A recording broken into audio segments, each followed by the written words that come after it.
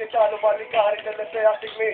Αμέσως ήρθε ο χάρος και του πήρε τη ζωή. Δημητρακοπούλου έτρεχε και πήγαινε μαλλιά. Όταν μάθαμε πως έπεσε δεν βγάλαμε μιλιά.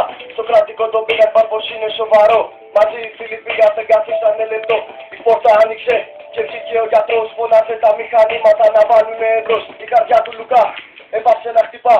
Κι η μάνα του σταμάτησε αμέσως να μιλά. Άρχισε τα κλάματα η μάνα η κακομοίρα. Κι από το πρόσωπο τα δάκρυα της έτρεχαν πλημμύρα. Οι γιατροί μας έδιωξαν, μας έκλεισαν την πόρτα. Με τίποτα δεν γίνεται να είναι όπως πρώτα. Ο ιατροδικαστής πρέπει να έρθει να προφτάσει την αιτία του θανάτου. Πρέπει να εξετάσει φουλ μηχανάκια και φουλ τα μπουρκά. Το Λουκά πάνε να βγουνε για τελευταία φορά. Κάτω στο τρίτο γινόταν ο χαμός. Και τώρα να αισθάνεται πολύ περήφανος. Μόλις τον ανοίξανε, όλοι γονατίσανε. Έγινε σεισμός, δεν υπάρχει γυρισμός, γυρισμός, γυρισμός, γυρισμός. Λουκά, Λουκά, Λουκά, Λουκά, Λουκά, πού είσαι, πού είσαι, πού είσαι, Λουκά, Λουκά,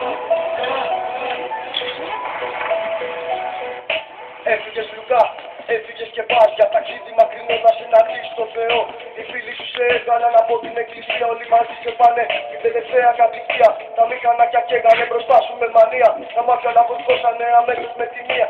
Η ώρα να σ' αφήσουνε στο νέο σπιτικό σου. Κανένας δεν πιστεύει σε τούτο το χαμό σου. Είναι άδικο και κρίμα για αυτό το παιδί και ο Μπούσης που τον έκλεισε να βρει στη φυλακή. Με τόση τα μαλλιά δεν σταμάταγε ποτέ και πουθενά. Πήγαγε σκαλιά και κράτησε μια ζωή. Τους πάψους μακριά όταν έβλεπε ζητά. Κάρφωνε την πρώτη το ζητά του Λουκά. Δεν ήταν ο δικιώτη. Δεν τον προλάβαινε κανένας, ήταν όλοι μακριά του. Το μόνο που κοιτάγανε ήταν η σκιά του. Κατάρα και μουρμούρα είχανε μέσα στο στόμα. Τώρα όμως ο Λουκάς είναι μες στο κόμμα. Και γνωστοί και συγγενείς έχουν γίνει λιώμα. Τώρα ο Λουκάς μας βλέπει με χαρά. Και σίγουρα στην πλάτη του έβγαλε φτερά. Πήγε να συναντήσει τον αδερφό μου το Γιωργάκη. Που τώρα 1 χρόνο έχει γίνει αγγελάκι. 4 παιδιά πεθάνα σε 1 χρόνο. Εγώ ένα θα σας πω μόνο.